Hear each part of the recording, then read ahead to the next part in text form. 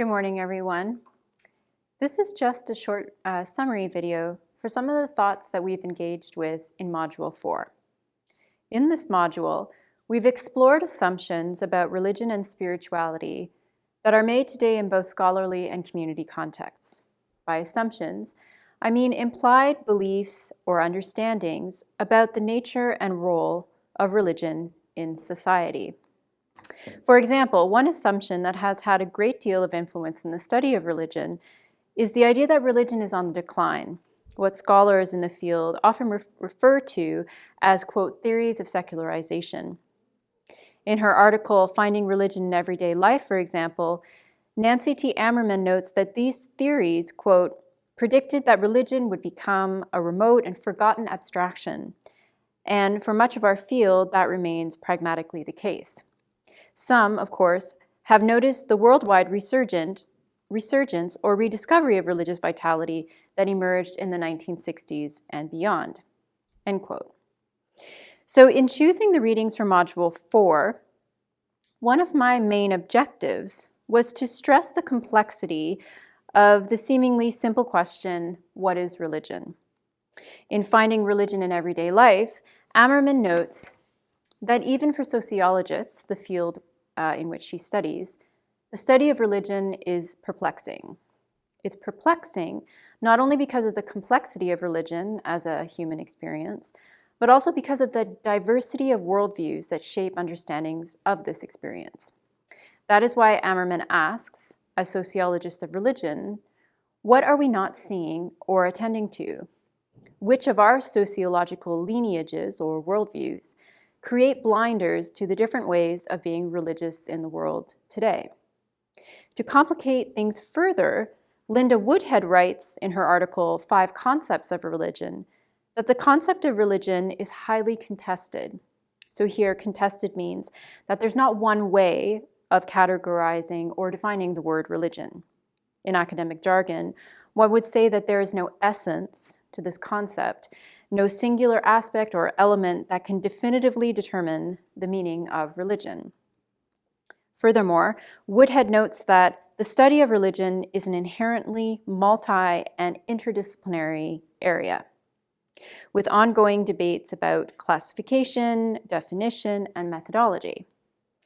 So given the contested nature of the concept of religion and the ongoing debates about how to understand it, Woodhead stresses the importance of becoming more self-conscious and self-critical of the approaches used in her own field, the sociology of religion.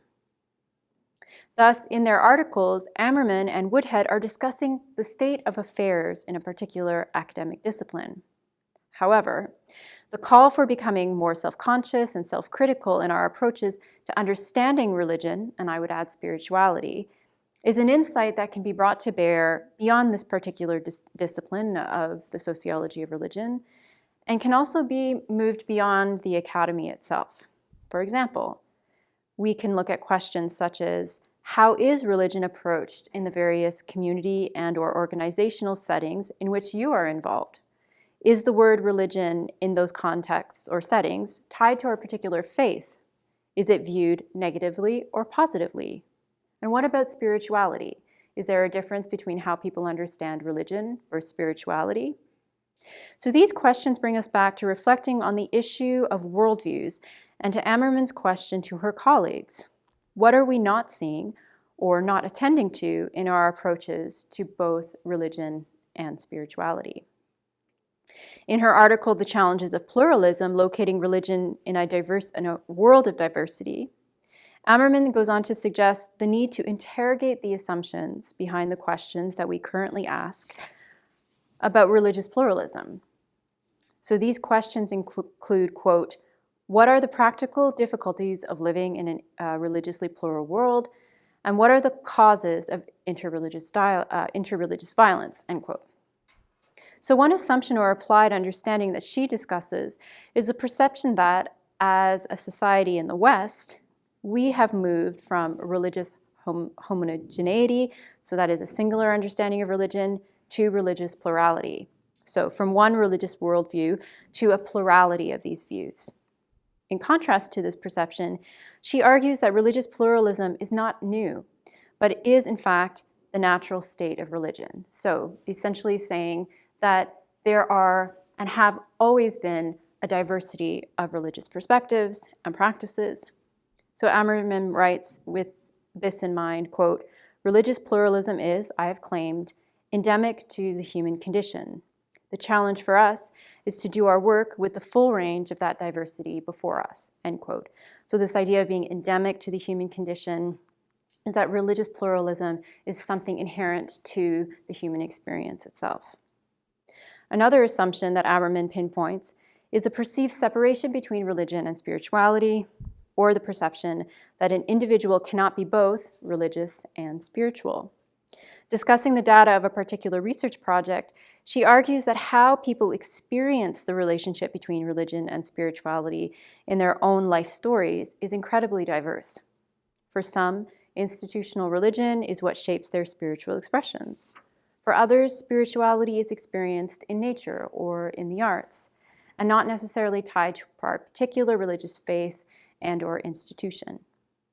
Of importance to this course is the understanding that spirituality is, quote, "a multidimensional phenomenon," end quote, and that can be used as a lens to understand this idea of the plurality of religion as it is lived in people's everyday lives. In addition to questioning the perceived separation between religion and spirituality, Ammerman also underscores that pluralism includes the reality of people's belonging to multiple faiths and to various religious organizations throughout their lives, and this idea that this idea that things can shift.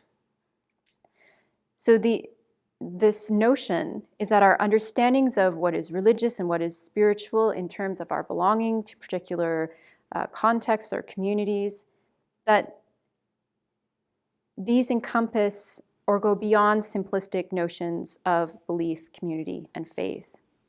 So she writes, "Religion itself is multidimensional, and those dimensions of belief, belonging, practice, and experience can be combined in myriad ways across the individual lives we study.